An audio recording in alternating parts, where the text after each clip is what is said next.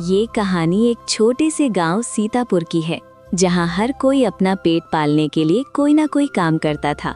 कोई खेतों में मेहनत करता था तो कोई शहर जाकर नौकरी करता था और कुछ लोग बाजार में तरह तरह के खाने के ठेले लगाकर अपना अपना गुजारा करते थे।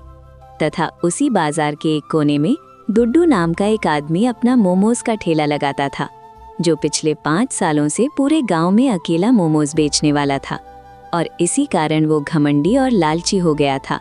आओ भाई आओ, गुड्डू के बेहतरीन मोमोज खाओ। एक बार खाओगे तो स्वर्ग चले जाओगे। आओ भाई आओ। अरे गुड्डू भैया, आपके मोमोज खाने के लिए एक लंबी सी लाइन लगानी पड़ती है। क्यों ना आप एक नौकर रख लें, इस तरह भीड़ भी संभल जाएगी और आपकी आमदनी भी बढ़ जाएगी। आजकल के लड़के मुझे व्यापार सिखाएंगे। अपने काम से काम रख भाई, दूसरों के काम में दखलंदाजी मत कर। अरे गुड्डू भैया, आप तो भड़क गए। मैं आपको बस अपनी राय दे रहा हूँ। देख भाई, अभी मेरा व्यापार का समय है। तुझे मोमोज खाना है तो बता, या फिर तू यहाँ से फटाफट निकल जा। उसी गांव की दूसरी तरफ मनोज नाम का एक आदमी अपने बूढ़े पिता के साथ रहता था, जिनकी तबीयत कई सालों से खराब थी। और मनोज एक जमींदार के खेत में मजदूरी करता था, जहां जमींदार उसे बहुत कम पैसा देता था और ऊपर से उसका सारा पैसा उसके पिता की दवाइयों में चला जाता था, जिससे घर खर्च के लिए कुछ भी नहीं बचता था। और एक दिन जब मनोज जमींदार के यहाँ काम करने जाता है, तभी जमींदार उससे कहता है कि अरे मनोज, मेरे पास तुम्हारे लिए एक बुरी खबर है। बुरी खबर? क्या हुआ जमींदार जी, ऐसी क्या बात हो गई? अरे मनोज, मैं आज से शहर में अपने बेटे के पास रहने जा रहा हूँ, इसलिए मैं तुम्हें मजदूरी के पैसे नहीं दे पाऊंगा। अरे जमींदार जी, ये तो खुशी की बात है कि आप शहर में अपने बेटे के पास रहने जा रहे हैं। और रही काम की बात, तो मैं वो कहीं और देख लूंगा, आप इसकी चिंता मत करो। ये बोलकर मनोज वहाँ से चला जाता है और रास्ते में जाते जाते वो देखता है कि गुड्डू मोमोज वाले की दुकान में भीड़ की लंबी लाइन लगी थी। तब वो सोचने लगता है कि अरे ये गुड्डू भैया के यहाँ तो कुछ ज़्यादा ही भीड़ लगी हुई है और ये भीड़ कम होने का नाम ही नहीं ले रही। और इससे तो गुड्डू भैया की अच्छी खासी आमदनी हो जाती होगी। क्यों ना मैं गुड्डू भैया से मोमोज कैसे बनाते हैं पूछ लूँ और मैं भी एक मोमोज की दुकान लगा लूँ। जब ये भीड़ कम होगी तब जाकर मैं गुड्डू भैया से बात करूँगा। जैसे ही भीड़ कम होती है, तब मनोज गुड्डू के पास जाकर अपनी समस्या बताने लगता है।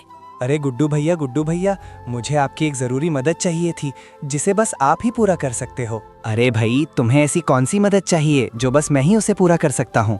और मैं पहले ही बता दे रहा हूँ, अगर ये बात पैसों की है तो मैं उसमें कोई मदद नहीं कर सकता। अरे गुड्डू भैया, पैसों की कोई बात नहीं है।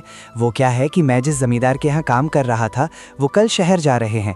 इसी कारण मेरा एक ही कमाने का जरिया निकल गया और मैं जब यहाँ से गुजर रहा था, तब मैंने देखा आपके यहाँ कुछ ज़्यादा ही भीड़ लग रही थी। तो मैंने सोचा क्यों ना आप मुझे मोमोज़ कैसे बनाते हैं वो सिखा दो, तो मेरी भी कुछ कमाई हो जाएगी, जिससे मैं और मेरे पिता खुशी खुशी रह सकते हैं। वाह बेटे वाह, मतलब मैं जिस थाली में खाता हूँ उसी में छेद कर दूँ। तूने अपने आप को समझ क्या रखा है भाई कि कोई भी मेरे पास आएगा और मैं उसे अपने गुप्त मोमोज और चटनी की विधि दे दूँ? मैं इतना भी पागल नहीं हूँ कि तू जो बोले मैं वो मान जाऊँ। अभी मेरे धंधे का समय है और तू यहाँ से अभी फुर्र हो जा, वरना तेरे लिए अच्छा नहीं होगा। अरे गुड्डू भैया, आप ये क्या बोल रहे हो? मैं तो बस आपसे मदद मांग रहा था, नहीं करना था तो मना कर देते, पर मेरी सबके सामने बेइज्जती करने की क्या जरूरत थी? हाँ ठीक है, अब तू यहाँ से निकल जा फटाफट। तभी मनोज चुपचाप सिर झुकाए वहां से निकल गया और चलते चलते वो गांव के बाहर खड़े पुराने बरगद के पेड़ के नीचे उदास होकर बैठ गया।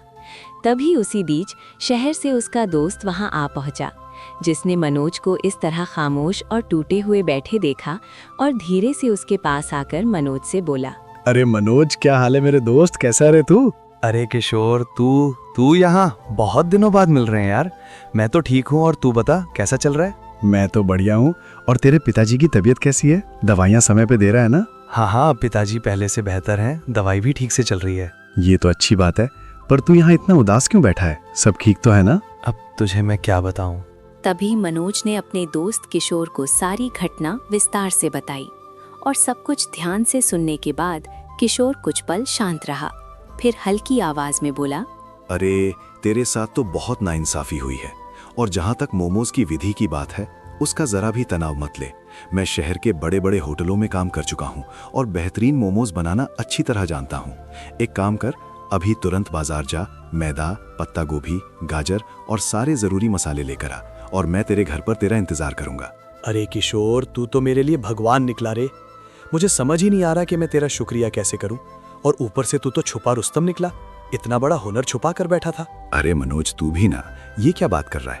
और ये शुक्रिया कब से दोस्तों के बीच आने लगा? तभी मनोज बाजार से सारा सामान खरीदकर घर लौट आया और मनोज को देखते ही किशोर ने कहा कि अरे मनोज, तू आ गया, सारे सामान तो ले आया ना? हाँ किशोर, मैं सारा सामान तो ले आया हूँ, पर मेरे पास तो ठेला है ही नहीं। अब मैं ठेला कहाँ से लाऊं? अरे बस इतनी सी बात, मेरी सरपंच से गहरी पहचान है। मनोज, तुम एक काम करो, सरपंच जी के पास जाकर उनको बोल देना कि मैंने भेजा है, तो वो तुम्हारी मदद जरूर करेंगे। ठीक है, मैं अभी के अभी निकल जाता हूँ सरपंच के यहाँ। तभी मनोज सरपंच के यहाँ जाने लगा और वहाँ पहुँचते ही मनोज बोलने लगा। सरपंच जी, मुझे किशोर ने आपके यहाँ भेजा है। वो दरअसल मैं एक नया काम शुरू करने वाला हूँ और इसी कारण मुझे एक ठेला चाहिए था, और उसी वक्त मेरे दोस्त किशोर ने आपके पास आने के लिए कहा, इसीलिए मैं यहाँ आ गया। अच्छा, तो तुम्हें किशोर ने भेजा है? वैसे भी मेरे पास बहुत सारा ठेला है जो बहुत सालों से मेरे पास पड़ा है। बेहतर होगा कि वो किसी के काम ही आ जाए। बाहर एक ठेला होगा, वो तुम ले जा सकते हो। तभी मनोज ठेला लेकर घर जाने लगता है और जैसे ही मनोज घर पहुंचता है वो देखता है कि किशोर उसके लिए बाहर इंतजार कर रहा होता है। अरे मनोज, तू आ गया और ठेला मिल गया तुझे? सरपंच जी और कुछ कह रहे थे क्या? हाँ किशोर, ठेला तो मिल गया और मुझे सरपंच ने तुम्हारा नाम सुनकर मुझे ठेला मुफ्त में दे दिया। ये तो अच्छी बात है। चलो मनोज, अभी मोमोज बनाना सीखते हैं। मैं आते वक्त ये देखा कि गुड्डू के यहाँ तो बहुत भीड़ थी। तुम्हें लगता है कि मेरे यहाँ लोग मोमोज खाने आएंगे? अरे मनोज, कुछ भी शुरू करते वक्त शुभ शुभ बोलते हैं। चलो चलो मनोज, अभी मोमोज बनाना सीखते हैं। तभी दोनों रसोई घर में चले जाते हैं और किशोर मनोज से कहता है, देख मनोज, अभी मैं जो जो बोलूंगा तू ध्यान से सुनना और मेरे कहे अनुसार वैसे ही करते जाना, तभी जाकर तेरे मोमोज बेहतरीन मोमोज बनेंगे।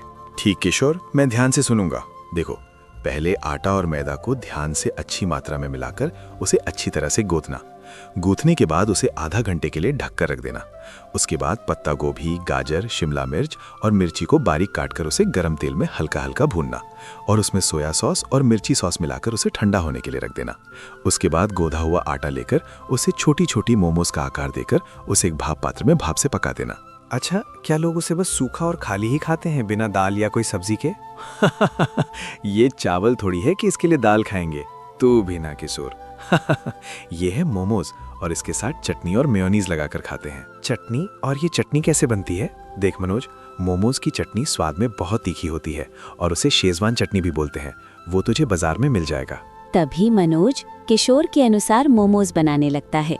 बनाने के बाद मनोज किशोर को अपने हाथ से बनाए हुए मोमोज खिलाता है और किशोर बड़ी चाव से मोमोज खाता है और कहने लगा, अरे वाह मनोज, तूने तो बहुत बढ़िया मोमोज बनाया है रे। ये तो मुझसे भी बहुत अच्छा बनाया रे। तू तो छुपा रुस्तम निकला रे। धन्यवाद किशोर, तेरे बिना ये सब कुछ संभव नहीं था रे। तेरी वजह से आज से मेरी नई जिंदगी की शुरुआत होगी। ये बोलकर किशोर अगले दिन सुबह सुबह बाजार के कोले में जाकर मोमोज का ठेला लगा देता है और जोर जोर से आवाज देने लगता है, आओ भाई आओ, मनोज के गर्मा गर्म मोमोज खाओ। एक बार खाओगे तो दूसरों के मोमोज भूल जाओगे। आओ भाई आओ। देखते ही देखते शाम हो जाती है, पर मनोज के ठेले पर एक भी ग्राहक नहीं आता और जो भी आता वो बस देखकर आगे चला जाता। और दूसरी ओर गुड्डू के मोमोज की दुकान में तो बहुत लंबी भीड़ लगी थी। तब मनोज मन ही मन सोचने लगा कि अरे, देखते देखते शाम हो गया पर मेरे ठेले पर कोई ग्राहक आया ही नहीं, और ऊपर से उस गुड्डू के ठेले पे भीड़ कम होने का नाम ही नहीं हो रहा। जब किशोर ये सब सोच रहा था तभी वहाँ से एक बूढ़ा भिखारी मनोज के पास आ पहुँचता है और मनोज से बोलता है कि अरे चाचा, मैंने बहुत दिनों से कुछ खाया ही नहीं है। कृपया करके एक प्लेट मोमोज खिला दो बेटा। पर मेरे पास पैसा भी नहीं है। अरे चाचा, मैं आपसे पैसे कैसे ले सकता हूँ? आपको खिलाना तो मेरा सौभाग्य है और ऊपर से मेरी कोई बिक्री भी नहीं हुई है। और आपको जितना खाना है आप उतना बेझिझक होकर खाइए, बिना हिचकिचाए। तभी मनोज बूढ़े चाचा को एक प्लेट मोमोज खिला देता है और वो बहुत मजे से खाने लगते हैं। खाने के बाद चाचा मनोज से कहते हैं, अरे वाह बेटा, तुम्हारे मोमोज तो बढ़िया हैं, बल्कि उस गुड्डू वाले से भी। पर तुम्हारे पास कोई नहीं आएगा क्योंकि गुड्डू पिछले 5 साल से अपना मोमोज की दुकान वहीं लगाता है। इसी कारण सब उसी के पास जाएंगे। क्यों ना तुम कुछ अनोखा करो, जैसे मोमोज में मटन डालकर मटन मोमोज बेचना शुरू करो। मटन मोमोज? हाँ बेटा, मटन मोमोज सुनने में भी अनोखा और नया है, और ऊपर से आज तक गांव में किसी ने ये सोचा तक नहीं होगा। जिस कारण लोग नया खाने के चक्कर में तुम्हारे पास आएंगे। ठीक है चाचा, आप बोल ही रहे हो तो ये भी कोशिश कर लेंगे। तभी मनोज ठेला लेकर घर चला जाता है और सारी बात अपने पिता को जाकर बताने लगता है। अच्छा बेटा, तू जो भी करेगा सही ही करेगा, मुझे तेरे पर विश्वास है।